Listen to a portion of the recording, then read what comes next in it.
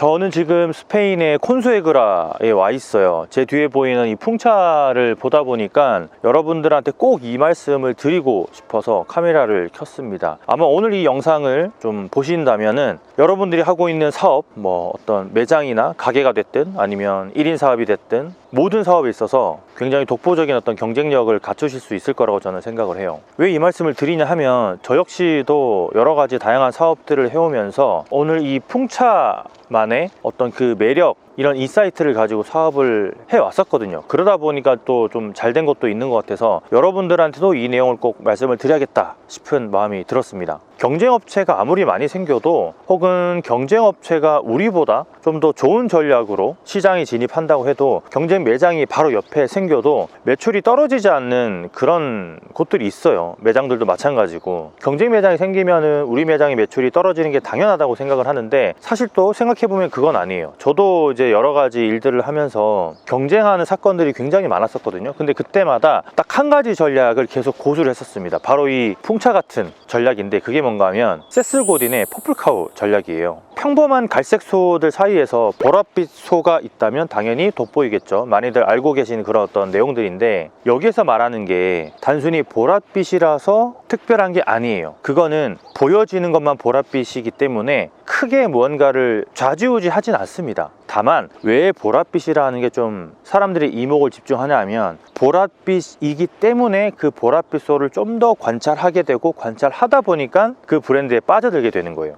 매장을 운영하시는 분들도 마찬가지인데요. 매장을 운영하다 보면 경쟁 매장들이 생길 수밖에 없거든요. 우리나라는 땅덩어리도 작고 또 자영업으로 진입하시는 분들이 워낙에 많다 보니까 그럼에도 불구하고 기존에 있는 매장들이 매출이 줄지 않는 곳들은 다른 매장들이 가지고 있지 않은 것들을 많이 가지고 있기 때문에 그래요. 선택적 지각이라고 하죠. 사람들은 뭐 비슷비슷한 거, 조금만 바뀐 거 이런 것들에 대해서는 크게 뭔가 관심을 두려하지 않습니다. 정말 이 풍차처럼 평상시에는 보지 못하는 것들 때문에 그게 특별하게 좀 느껴지는 거거든요. 김밥집들이 굉장히 많이 질비했을 때 어딘가는 100원을 덜 받고 어딘가는 200원을 덜 받고 하다가 김밥 가격이 무너진 적이 있었잖아요. 근데 그때 가격을 내리는 게 아니고 다이어트 키토 김밥으로 들어온 어떤 브랜드들은 굉장히 성행을 했었고 지금도 살아남은 브랜드들은 그런 특별함을 가졌었기 때문에 살아남을 수 있었어요. 심지어는 프랜차이즈 브랜드보다 1.5배 더 비싼 김밥 브랜드도 있었고 지금도 존재합니다. 살찌지 않는 김밥이라는 컨셉으로 판매했었던 그 김밥 브랜드가 기억이 나는데 당시에 그 대표님하고 대화를 할 때 그 대표님이 그런 말씀을 해주셨어요. 저한테 가격 경쟁은 본인 스스로가 오래 살아남지 못한다는 걸 알기 때문에 절대 시도하지 않는다라고 하더라고요. 그리고 두 번째가 제가 늘 강조하는 건데요, 작은 매장이라도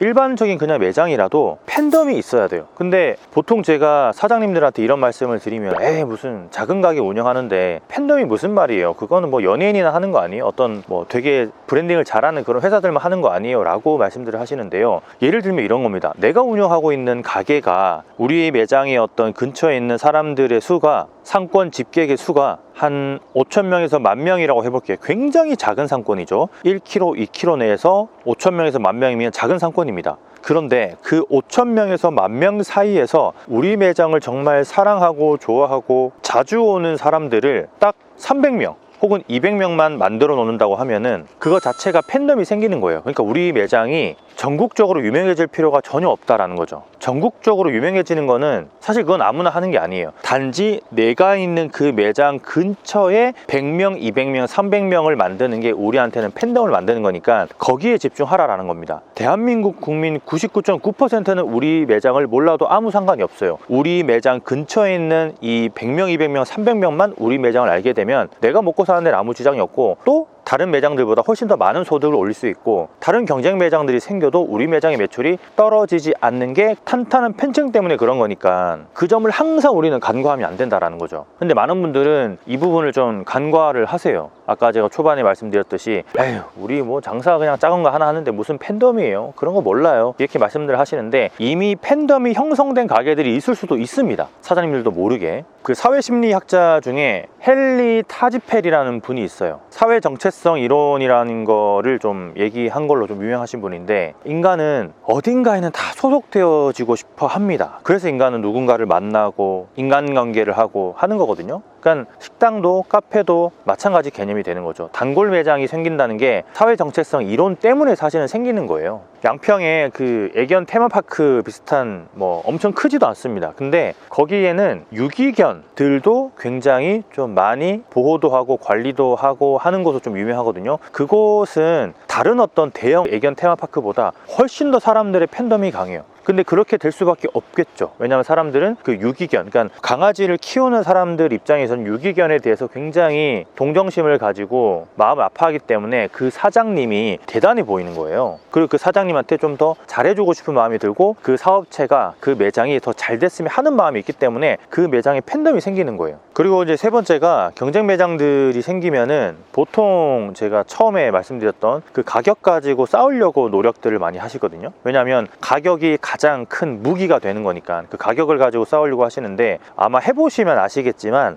가격으로 해서는 절대 상대방을 이길 수가 없어요. 왜냐하면 그 사람의 어떤 경쟁 매장의 어떤 깊이를 모르는 상태에서는 누가 먼저 떨어져 나갈지 모르거든요. 그 경쟁 매장이 만약에 자본가가 운영하는 그냥 하나의 취미생활로 운영이 되어지는 매장이라면 내가 가격 가지고 싸우려고 시도를 해서는 절대 안 되겠죠. 그리고 그 매장이 나보다 가격을 높게 받는데도 불구하고 좀 더 많은 손님들이 그 매장을 가고 우리 매장보다 훨씬 더 매출이 많이 나온다 라고 하면은 이거는 가격 가지고는 절대 싸울 수 없는 부분이 있는 거죠. 제가 자주 가던 미용실이 한동안 좀 휴가 기간에 들어가서 한 달 정도 뭐 인테리어도 새로 한다고 해서 좀 쉬는 기간이 있었는데, 그때 제가 선릉 근처에 저희 사무실이 선릉에 있었는데 바버샵을 한번 간 적이 있어요. 예약을 해서 갔는데, 근데 그 바버샵에 가고 나서 제가 깜짝 놀랐습니다. 왜 깜짝 놀랐냐면 머리만 잘라주는 게 아니고 머리를 감겨줄 때 마사지하며 어깨 그리고 면도 이런 거에 온갖 모든 서비스를 다 받으면서 제가 너무나 감동받았던 기억이 있어요. 물론 가격은 그때 좀 비쌌습니다. 55,000원이었던 것 같은데 1시간 30분 정도 서비스를 해주는데, 저는 이게 한 달에 한 번쯤은 나에게 주는 어떤 호사스러운 시간이 됐으면 좋겠다라는 생각이 들어가지고 그 뒤에도 이제 몇 번 갔었던 기억이 나요. 그리고 그 매장을 다른 사람한테 막 소개도 시켜주고 했었는데, 사실 그 매장이 가진 포지셔닝 자체가 다른 미용실들과 어떤 가격적인 측면이라든지 아니면은 기술적인 측면으로 경쟁을 하는 게 아니고 가치로 경쟁을 하는 거잖아요. 그런 것들을 이제 세 번째 이야기에서 말씀을 드리는 거죠.